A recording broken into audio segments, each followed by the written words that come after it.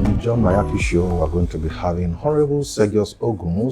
He's a member of the National Assembly, especially the House of Rep, representing Esan Northeast and Esan Southeast in the National Assembly. He's from Edo State, from Edo Central Senatorial District. Honorable, we sincerely want to appreciate the time. Thank you. What do you say are your experience so far? You are not coming back to the National Assembly again. So some of your guys are looking for third tenure. Why are you not looking for third tenure? Well, there's nothing wrong with third tenure for a start. There's a colleague of ours here, Honorable Nicholas Muntu.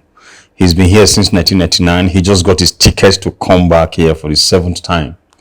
So most likely he will come. I mean, this is parliament. You know, it's like wine. The older, the better. But in my senatorial, in my constituency, we do rotation, zoning. So for me, the first person here, 99, was Honorable Asegbemi. Yeah. He did his 2 terms. Like Chief Aneni, our leader, our late leader, told us then that he went to pick his form to go for a 3rd term. And he told him to return the form that he's going to go to the other local government, which is Esan Northeast. Now he's from Esan Southeast. And that was what he did. He obeyed the leader. So he finished his 2 terms, and the Honorable Itula, the former Speaker of the House, did his 2 terms. So when Honorable Itula insisted that he was going to continue, that was when the leader gave us this story to say, look, the man before you was told to go and sit down so that you can continue, so that you come to, you can come to this local government, your local government. Yes. So now that you have finished your 2 terms, you need to allow you go back to Esan Southeast, the other local government. Although we all fought and all that, but you know how that ended up. So that's how I came. So it would be unwise and unreasonable for me to finish 2 terms and not be insisting that I should continue.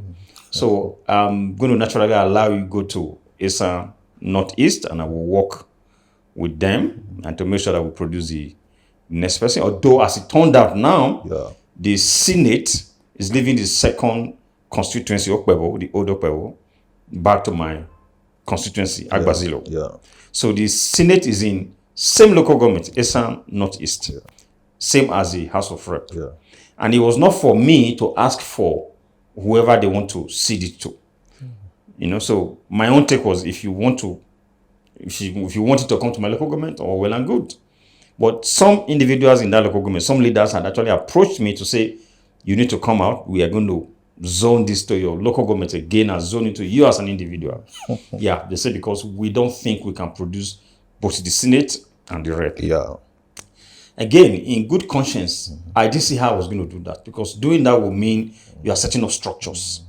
That would be against my belief that it should rotate. Yeah. So if it had happened naturally, that would have been the case. But as it turned out, somebody from my local government has gotten the ticket on the legacy PDP side. Yeah.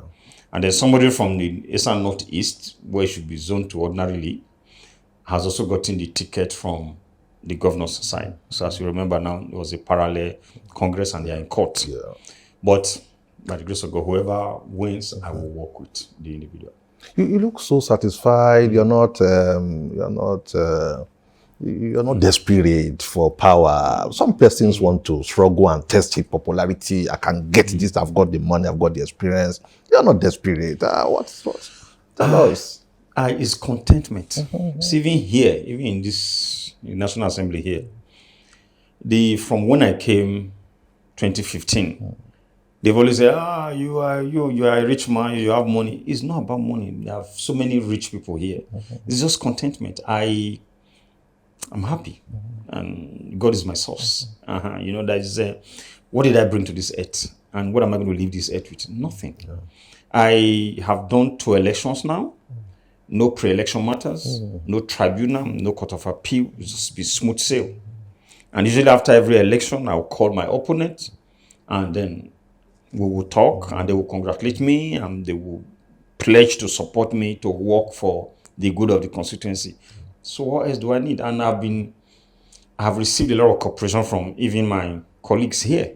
And to me, that's all there is about life, or there is to life. So all the extras, maybe some people need it, but I don't think I need it. Well, if you live here, being that you're not coming back, what will you be veering into? Yeah, well, I was in oil and gas business before coming here. Okay. And that's where I'm actually struggling now. I'm asking myself, should I go back to oil and gas business? But my passion right now is actually agriculture. Okay. That's my passion. Because I didn't really grow up at home. Yeah. So I will be turning 60 May next year. Okay. Just to put it in perspective, I don't know when this tape will be played again. Yeah. May 2023. Yeah. I will be 60 years old. Yeah. And I think I should be closer to my people then. Yeah. Not because I'm close to my grave. Yeah. No. I just want to be close to my people. Yeah. I have a lot of farm settlement right now. So I want to be able to take out time, build the right partnership to develop them. So that I can also be close to the people and mentor a lot of young people for the future. So God has been so good to me that I don't think what I will eat today is so much of the problem. Wonderful. So let me mentor people, raise them, give them the right mindset in business, in Christianity, and all that. That's my passion today. If it's going to change tomorrow, I don't know. But I don't know how easy it's going to be to just pull away from oil and gas immediately. I might still be doing a bit of that, but the end game is to settle back home. Wonderful. Yeah. Now you have been here for this is your second tenure running. Yes. And we want to know, have you been able to impact on your people? What have you been able to do in terms of projects? Yeah. Well, I met a lot of road projects ongoing by the former Minister of Works, now the titles are very many: Architect, Doctor, Chief, Mike Honorememe. Yeah. And the then Deputy Chairman, Senate Committee on Works, in the 8th Assembly now, was Senator Clifford Odia. Yeah. Then my colleague here was Toby Okechukwu. We had a wonderful relationship. So I wrote a long list of road projects, and he told me, let's be honest, this will not fly. That Edo State is overloaded, and you can understand why it will be overloaded. The immediate past Minister of Works was from Edo. So he told me the best thing you can do is just get some of the ongoing projects that are already in the budget, in the previous budget, and then maybe we can try and put money on those projects. That's what I did. So I reached out to the Honorable Minister, and he gave me the list of most of the projects in our constituency. So, and I've been following up on those ones. So most of those roads, the way things have been here, paucity of fund, but they put little money from time to time. Some of those roads, they are completing, others are ongoing. Okay. On my own too, well, I have also managed to put money in one or two projects. There's a road linking my Esan Northeast local government, Uromi, linking my local government, Esan Southeast too. So Uromi Ubiaja is Angle 90 Uromi. There's another Angle 90 Ubiaja. So it's just one straight road that takes you out to Ewato Ewohimi, maybe TV Onichugbo or Toagbo. So, but the main one is Angle 90 Uromi to Angle 90 Ubiaja. Every year we have been able to put 20 million just for maintenance, so that it doesn't go that bad. And I've also been able to put solar light almost all through that road. There's just a small segment between Efandion and a part of Obiaja, just a very short part, So these are projects that are very close to my heart. Because for me, both headquarters of my local government, if people are traveling on that road, they should be at peace, they should feel safe. And then we have done a lot of water projects. And then things that are close to my heart, in my motions here and in my bills, are health, education, children and women matters. So I have built a lot of schools and then primary healthcare centers. Then also try to renovate some existing primary healthcare centers. And then when I wrote to the Minister of Health, who's our brother, is my big brother, Dr. Ehani Ray. His mother I've known for years, way back in Warri. So he said to me, well, the primary healthcare center is not necessarily under them, but the most important thing in the primary healthcare center is actually water. Because he saw me talking about solar light and all. He said it was water. So I added to what I had in mind. What I had in mind was renovation, solar light. Because I know people give birth, women give birth to those healthcare centers. And there's no light in the night. They use lamp or lantern or torchlight. And you can imagine people that they give birth to under, bright light, they have issues. Don't talk about the one in the village where you're using torchlight to give birth to a child. So I incorporated borehole into what I was going to put out there. And so for a year we did that. I was actually targeting at least one primary healthcare center in a ward, in a ward, a political ward. Because there are some wards that have more than 2, 3. Yeah. So that would have been 21, as I have 21 wards. But it didn't quite work. The money available was my zonal intervention. It could only cover 6. So I took 3 from each local government. And so that was that. Then I built some brand new ones in very remote areas. Akocha, Oloshi, not Ilushi, Oloshi. Once I traveled to Oloshi with my LGA chairman. So I said to him, you need to go there. And when we were going, he was like, where are you taking me to? And it was close to campaign period. And they were waiting for me. I said, look, chairman, when you get to this place, you will know the effort these people make to come out and vote, one. And secondly, to attend meetings. So when we got there and he saw the people came out in their large numbers to receive us, he was very excited. So from then on, anytime we are having a problem, he will be shouting, don't forget to Oloshi people. That was the impression I wanted to create. So now we have a primary healthcare center there, although yet to be furnished. So the furnishing was not contained in the budget, but I'm looking for private money now, maybe from my foundation, to go and furnish it. Okay, why did I do that? These guys are so remote, it's such a remote community, Oloshi and Akocha, that once I asked the people in Akocha, when you are, your wives, when they give birth, there's no hospital. And somebody said, well, there's a local midwife here that takes care of them. Then if you are bitten by a snake, what happens? Okay, we'll just die. And that touched me, So that's why I went to do those ones. But again, you'll be surprised that I don't win there. I don't win my elections there. It was even one of the contractors, the contractor that told me, a Yoruba guy, that, where you put pressure on us to finish this project, but I'm told that you don't even win your elections here. And I said to him, well, maybe it's hearts and minds going forward. But for now, these individuals they're human beings like us. I don't even use primary healthcare centers. But they don't even have one at all.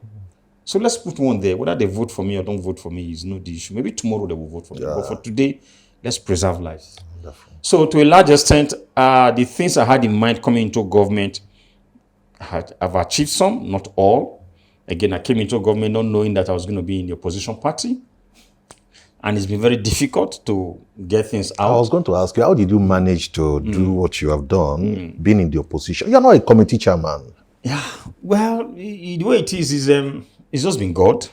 Yeah, because there are things that are close to my heart. And I'm not very good at begging people for projects.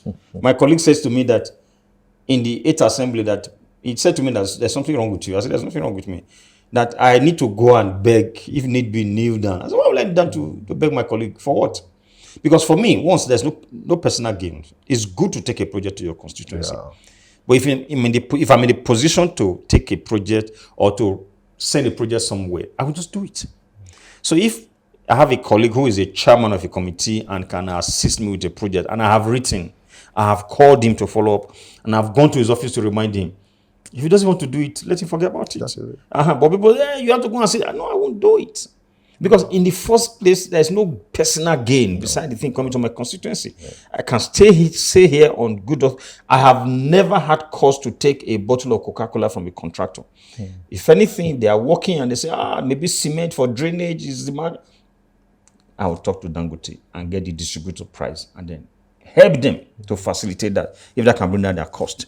There are other times that, okay, you want laterite? Okay, I will talk to the local people or the community. If I need to pay from my pocket, I will do that. There are ongoing projects right now in my constituency. I'm actually paying for the security from my pocket because I promised the contractors I would provide you free accommodation.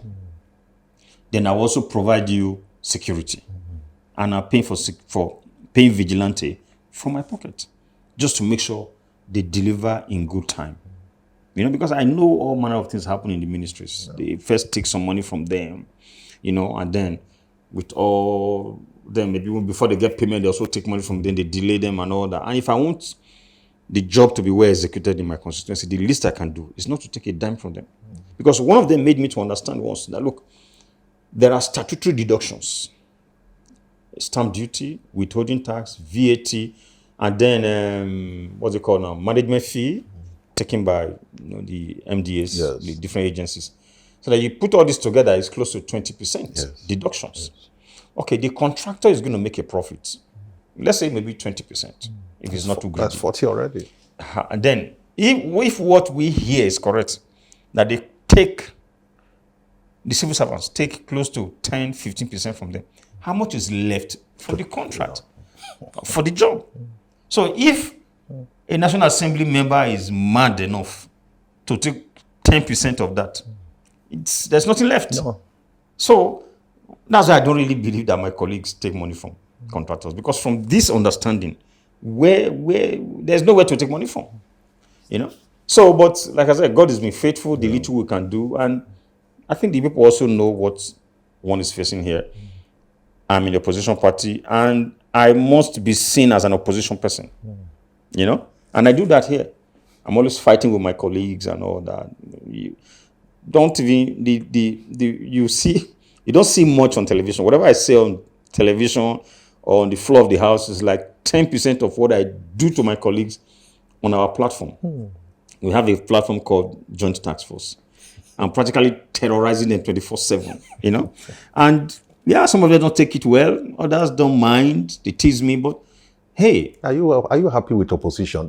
Some of your guys have become to the ruling party. What about that? But you see, the unfortunate thing, be careful who your idol is. Be careful who you idolize. Yes. I used to see Gbajabia Miller on television. I was like, yeah, this guy's doing the right thing. He should put the government on their toes and all that and all that. And he was my hero, So, and bang, I went into, an election, and I came into Congress as an opposition member, And so that's why I tell myself, we should put the government on their toes, So if my party wins tomorrow, it's just that I'm not coming back to Congress. I would have still be behaving like an opposition member. Yes, because I believe we were elected to do the right, to fix this country. Things have gone so bad. Is it that the ruling party can't fix, is it that it is until the opposition checkmates the ruling party before they can fix things? I think life is just like that. Okay. Life, because that's why people say your critics bring out the best in you. That is it. Yeah, because you can think everything is going very well. Till somebody tells you one day, one of my pastors said to me, she had this program, and then everybody says, it's good. So he asked one of the very senior pastors, but just tell me, there must be something you don't like. And the pastor said, the way you bend your head, maybe you can. And she went to look at it, I'm like, because she never noticed, So people, when they criticize you, there are things you don't see that they might help expose. But there are also people that just criticize you because they just want to talk, but you don't give attention to those ones. So for me, when you put the government on their toes to do the right thing, a progressive government should appreciate that. And then, because you have a lot of sycophants in government that says to you everything is okay. Like the president went to Kuje prison yesterday. I was talking about the CCTV and all that. It's possible they are not even installed. It's possible they are not working. It's possible he's never been told that those things are not in good state. It's possible these prisons are not even properly funded. So when you go there, you're asking questions. People are around you, your ministers, what brief do they give you? So most times you have to hear these things on the street. So that's why criticism is good. So I believe that you need to tell, when people get into government, they become too comfortable. And most times they lose touch with the people. So, and there has to be someone else, or maybe those on the street, that will let them know that, look, this is how we are feeling. So it's always good to put the government in power on their toes. Are you close to your people? Do you travel home? Some people lost in Abuja when they win election. My first term, I was always home. And the truth is, I was in a hotel through my first term. It was cheaper for me. Because I would fly in on Tuesday where we have sittings. And immediately after Thursday sitting, I'll fly out to the constituency to see my family, because they don't live in my constituency, live in a different state entirely. And it continued like that for a very long time. because someone had told me, Honorable Ogo was our leader then, minority leader. Yeah. So many years before I even came to the parliament, we were together, we were somewhere driving in town. We were saying something about how people come to Abuja and the city is nice and lovely, and they don't go home. They forget about home. Yes. So when they run home during elections, people will be waiting for them. Yes. You know, I didn't even know I was going to go into politics then. So, but that's talk. So when I came here, I was like, no, I'm never going to sit there in Abuja, you know. So I was always going home and attending ceremonies, which again, I don't think is the primary purpose of being a legislator. People expect you to attend burial ceremony, church weddings, you know, naming ceremony, Thanksgiving. Our people like those things, but it comes with a cost, with a price, a very huge price. Yeah. You have to go home with security. You have to be able to spray money. You have to buy drinks, and it's part of our politics. But unfortunately, I don't think that's a progressive politics. I was going to come there. Politics is very expensive. It's too expensive. Winning election, winning primaries, and conducting the election, people have to vote buying and all of those. Well, maybe that is why I'm obedient now. Oh! Yes. Yes. Yeah, because I think it's crazy where we are going to. It's not sustainable. It's not. Now, people, as a colleague of mine here lost his primaries. He's from APC, from Edo State. I hope I've not given out too much. He spent over 80 million and came back with nothing. Over 80 million, came back with nothing. He lost the primaries. You know?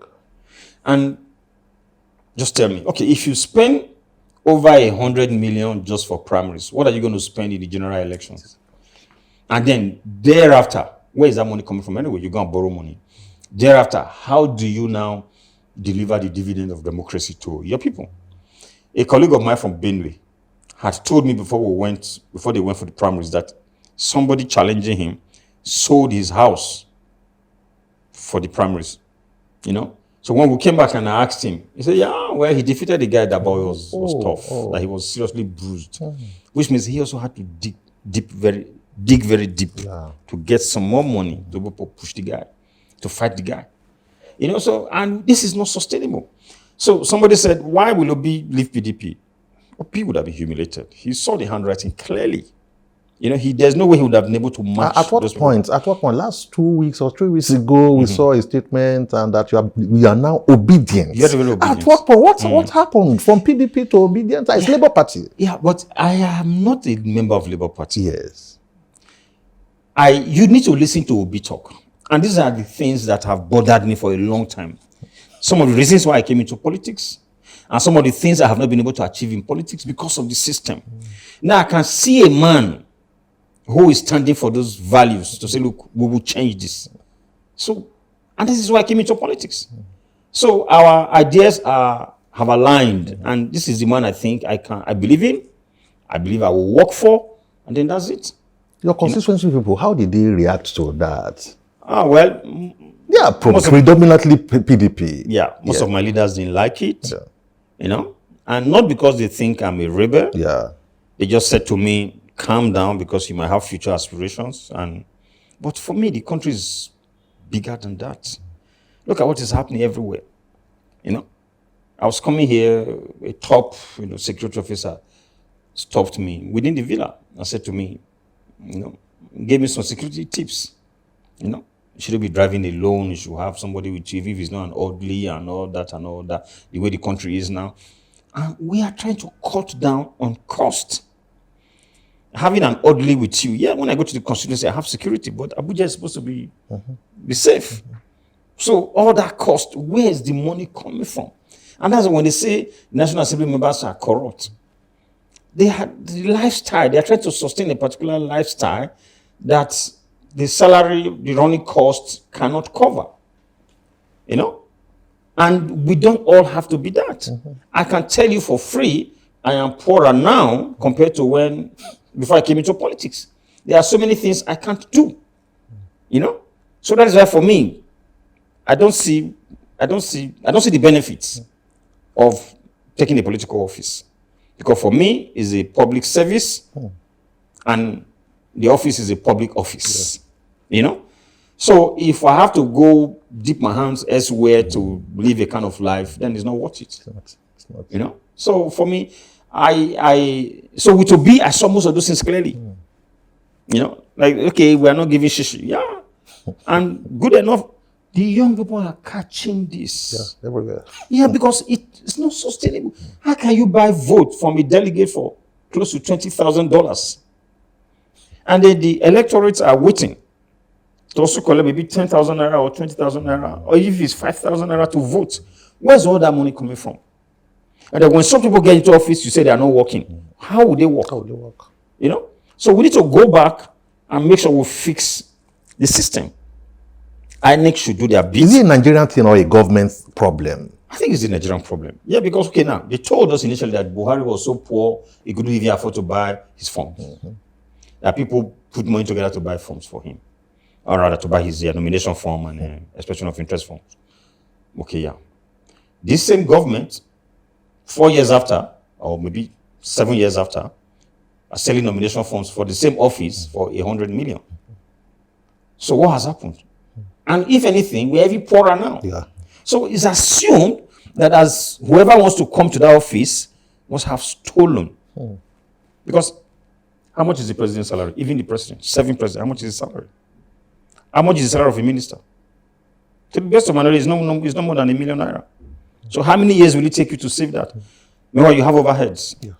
So we are not hiding the corruption anymore. You know, it's just out there in the open. So it's not sustainable. Let's do something. We can't be competing with America, you know. So I think we need to cut down the kind of money we spend in politics, because we're even talking about the nomination now, talking about the voters. The other huge cost, INEC. There's no politician that will tell you that they don't support INEC. Yeah, because the last governorship election, in my own ward, my unit, the guy in the opposite party was telling me, this is how much money my party gave me for INEC and for security. I says, yes, it's the same thing we are giving them. We are not buying them, it's just to support them. You know? So it's public knowledge now that you have to assist them. Even though they will ask you for, but it's public knowledge that you have to assist them. So if you are assisting in that local level, you are budgeting 2,000 naira, 5,000 naira for each person that comes to work, which is okay because they didn't ask you for, even though they will ask you for, that you give to them. What about the big ones on top? You know, from the IG to the chief of army staff and all that. The big parties take care of this, and that's a whole lot of money.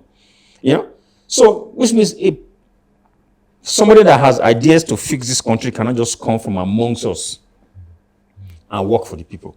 That has to change. Is it that the National Assembly is unable to correct a lot of these anomalies in the electoral bill and the electoral? They cannot. Unfortunately, see, that's the way we reason here. People here just believe that they have come in here and they have come to stay. You know, but unfortunately, you saw the primaries. I had over 170-something people didn't make it. Yeah. You know, and I, from day one, I knew that would happen. I never came into government with the mindset that I'm going to be here forever. No. I came into government with the mindset to fix certain things. Health, education, like I said, women issues and children. And you have succeeded in doing that? Some, yeah, some we have succeeded a bit, but others, you know, but we'll leave it for whoever is coming. Ordinarily, some people will tell you, oh, because I have not achieved that. Are you sure you ever achieve it? Yeah, because if you cannot achieve it today, like the bills, my health bill and my education bill, I presented both in the 8th Assembly. They didn't kill them, but they just systematically allowed them, you know, to expire. I came back in the 9th Assembly, you know, altered the health bill a bit. That one has scaled through second reading. We should have done the public hearing right now, but it's not happening. It's not happening. They have written, and it's not happening. So I suspect, even despite the fact that I had made some adjustment, so I suspect it's going to go the route of the 8th Assembly. Then, of course, they killed the education bill, you know. So, but let whoever is coming continue. It doesn't have to be from my constituency. There are people here that say, look, we will even represent those bills in this 9th Assembly. Whether it will see the light of day, we don't know. But you don't lose anything by trying. Before we leave the Obi matter, people say Obi doesn't have structure across the country. People say for you to win, you need people, you need agents, you know, the polling units. 774 local governments. and the units, you calculate that Obi doesn't have the cash, Obi doesn't have all of these, then that is the project you are supporting. Did you see a future in the Obi project? When I hear that, I laugh. Because it's out of fear that they are saying all that. Nobody's talking about Atiku as such. What's the they just talk about Tinubu? How come nobody's talking about Obi? That's free press. I am structure for Obi. In my constituency, I am enough structure for Obi. Okay, beside me. We have said this before. We were in Lagos on Democracy Day.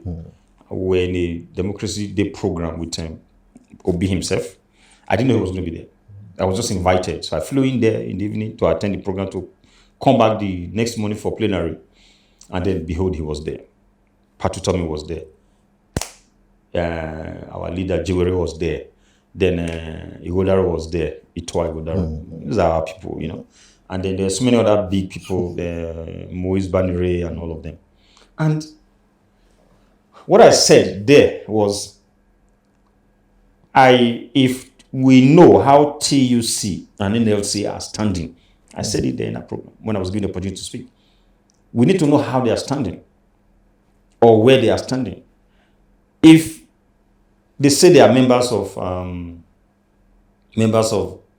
the Labour Party, Yes. they have a huge chunk of the Labour Party. I mean, as in stakeholders.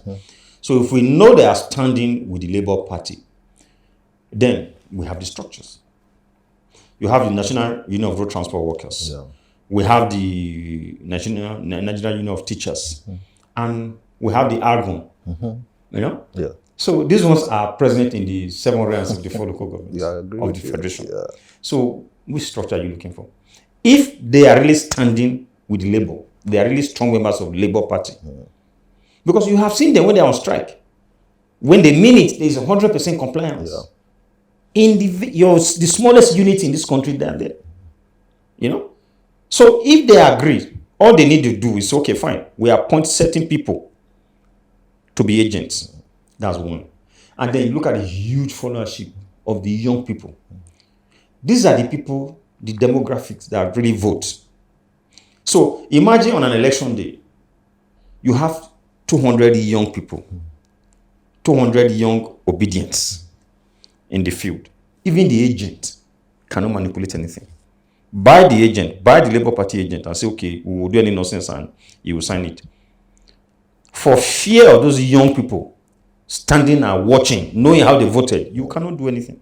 But since this Razzmatazz, Obi Razzmatazz, is all over on social media, seems. Do you see it that way? People say it's on social media.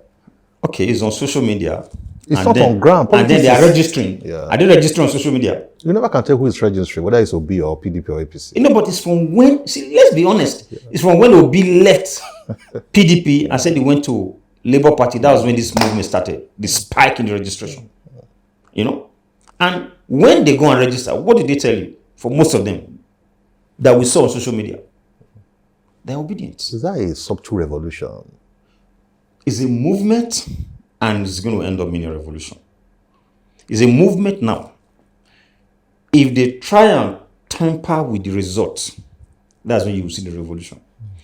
I had said after the NSAS that it's not that it's not a question if there's going to be another NSAS.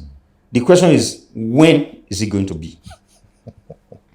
And this is the Obi thing. I didn't even see the Obi thing coming then. Because if you see the way the young people conducted themselves then you realize that, look, this set of people, they want the good things in life.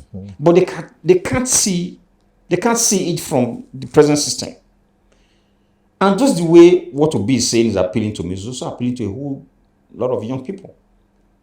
And they want to take back their country. So that is why I think whoever is saying all manner of things about Obi is just out of the fear of the unknown. Obi is strong with picking a vice presidential, a running mate. He's strong. He seems confused. He wants to go to the north. Kwankwaso is saying no. Obi has to vice him. That is a problem. That's a big challenge for him. You don't see that? It's not a challenge. The last time I heard it was going to be somebody like maybe the immediate past INEC chairman, Professor Jega or maybe Shekarao. These are educationists. And that's a sector I think we need to manage very well in this country now. But I've also been hearing lately about one Ahmed Dati, who I think is brilliant. Yeah. He might not be your everyday politician, but we don't even want the everyday politicians. They're the problem of this country. Because the so-called everyday politicians are the gatekeepers, in the communities. And they spend big money to sustain that kind of lifestyle. Yeah. So you are telling them you are coming to seek for their endorsement and you are bringing a lot of money because they are going to use money to buy the people. But now we are saying we don't want to mortgage our future. Whoever that person is, let it be somebody that has a good head on his shoulders. And with the young people, unfortunately, the more they criticize Obi, the more they are not even listening. I am not listening. Any negative thing you try to be, and usually that's how people win. If you look at all the negative adverts against Buhari then, people were not listening. If you remember on AIT then, there was something about a monster, somebody baboon soak somebody in blood and all. People were not listening. So, but just that we don't learn. People are not learning. We have not learned. Look at let's not even go to America. But the more you heap debt on somebody, the more people are like, okay, let's even see why they, So I strongly believe the Obi project will work, irrespective of what people are saying. It's moving very fast in the north now, but the minute the running mate emerges this week, or maybe next week, you will see a ton of events. He will speak to the people in Hausa language, BBC, Voice of America. By the time they begin to hear the vibes from their own person saying, look, this man is a good man, he's breaking down Obi policies to them, you see what will happen. We'll take two more questions before we go. The insecurity in the country. Don't forget, even in your constituency, in Edo Central Senatorial District, there's this Atanapa security outfit that the community people had to come together and put money together to finance. It was a big challenge there. Now, and across the country, even the recent one, what are the allies thinking? You are in the National Assembly. What are you guys thinking? Can we continue this way?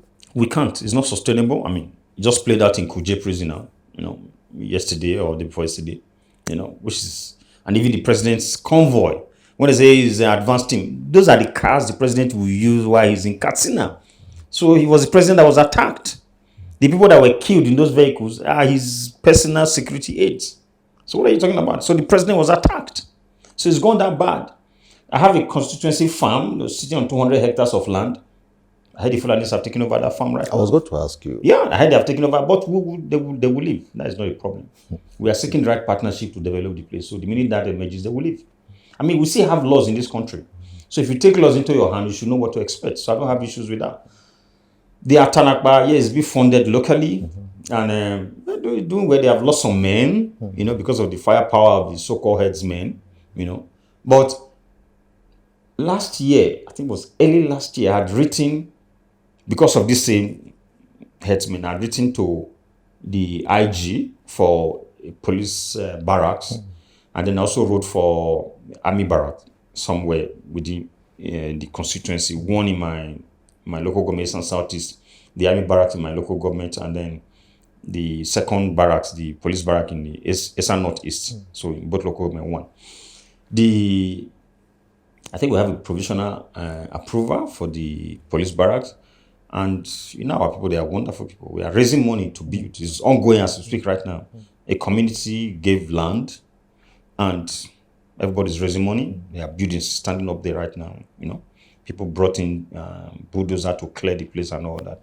But I think that's how we should actually, because if you remember, I think it was some 3 months back when they had this robbery incident in the constituency, and 5 banks were raided, and not a single shot from the opposite side, not from police, not from army, and life cannot continue like that. Yeah, the governor came, and they said, oh, well, we'll try and do something about it. You don't expect the governor from Benin, you don't expect the president from Abuja to come secure you there. Yeah, they should provide the necessary security. But if they don't, who is going to suffer? So if we can invest in it, and that's what our people are doing with Atanakba, and by the grace of God, with the police and the army barracks. So we have presence of security. If we had a police barracks or army barracks in this constituency or in the senatorial, what happened that day will not have happened. At least all they need to come with and one armored personnel carrier, and then they will flush those guys. Are you taking to state police? Well, state police is fine, but before you do that, you have to do devolution of power. Yeah. So the states will have to get more money, you have to be in charge of more resources. Mm-hmm. Because now, when you don't pay civil servants, people just talk and it's okay. It's not okay. What I mean is they just talk and, yeah, civil servants are harmless. Mm-hmm. So they can use their pen to destroy things. But what can they really do? But a man that is carrying arms, a man that's armed, carrying AK-47 or 49, and you have not paid him, that's a recipe for crisis. Mm-hmm. So you can go and use that gun to earn a living. And when they all start that, there's going to be crisis. So there are certain steps we must take before talking about state police. Until we do that, I don't think we should have state police. What future do you think we should have in Nigeria? What are you thinking? The Nigeria of your dream, what exactly is it? Nigeria of my dream is we will practice true federalism so that we allow states to do their own. Everybody should go manage their state. The feeding bottle federalism we are practicing today is not sustainable. I don't know where else is practiced in the world. If you didn't need to wake up today to earn a living, you probably would have watched movies till 4 a.m. this morning and be sleeping now, knowing that there's money in your pocket. Yeah. You will be paid whether you wake up or not. Yeah. And that's what we are doing. So we cannot deceive ourselves anymore. So we should have true federalism. Again, same thing with the devolution of power. Let people go manage their state. Whatever resources you can raise in your state, raise it. You have the dream, you have the vision of your place on how to develop it. That should be. So when we have that, we'll have a lean center. Maybe when you pay tax from the state to the center. So when we can achieve that, this madness for who is going to be president of Nigeria will die down because you won't have too much power. It's going to be, it might not be ceremonial, but we will not have this kind of power. And we are talking about lopsidedness in the civil service. Yes, it's there. I'm a member of the Federal Character Committee. It's there. There is a law, but people are flouting it and nobody's being punished. But when you have a lean center, that opportunity will not be there for people to pack people from their places, into the center and be using same government resources to pay them. All that will come down. So if we have a country where there is fairness and equity and justice, we have our brothers keepers. I was born in Kano. My father used to work for the civil service there. So by the time my elder ones and myself and I think my younger sister, my dad gave birth to all of us, we didn't pay a dime. But then, as a civil servant, hospital bills taken care of by the state. But I don't know whether that's happening today. So I cannot look at people I grew up with in the north. We still have a family house in the north. My first cousin is the Sergius Ogun in Kano, till today. So they cannot be my enemies. Most of my colleagues from Kano here, they call me their brother, and I call them my brother. But when they also do certain things, I'm the first to challenge them. And they tell me, you challenge us because you know our secret, you are our brother. So we are one united country. I believe in Nigeria, but we should do the right thing. The Constitution, yes, is a challenge. I'm a member of the Constitution Review Committee. I'm the one representing my state. We have a whole lot to change in this Constitution, but I believe we should sit down and talk. And there's a whole lot of talking that we need to do. Not shouting. I see some of us in the north, in the south, blah, blah, blah, blah. But we are not listening to what our people in the north are saying. Nigeria is a great country. With the right effort and attitude, I believe we can turn this around. And that, again, is part of why we should choose the right people that have the right leadership mentality to pilot the affairs of this big state called Nigeria.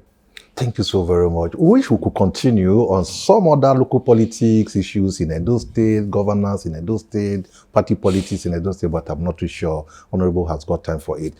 If you're watching us live, thank you so very much for this opportunity. Until we come your way again on the John Mayaki Show, bye for now.